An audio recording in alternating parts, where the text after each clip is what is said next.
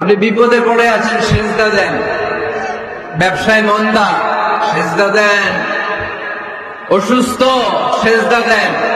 মনে জ্বালা যন্ত্রণা, ঋণের বোঝা, সেজদা দেন। সেজদায় লুটিয়ে পড়ে আল্লাহর কাছে চলে যান। বিষ্ণু ইসলাম বললেন, আকরাবু মা ইয়াকুনুল আবদু মির রাব্বিহি ওয়া হুয়া সাজিদুন ফাআকসিরু ফীহি দুআ। বান্দা যখন সেজদায় লুটিয়ে পড়ে তখন বান্দা আল্লাহর সবচাইতে কাছে চলে যায়। পড়েন সুবহানাল্লাহ।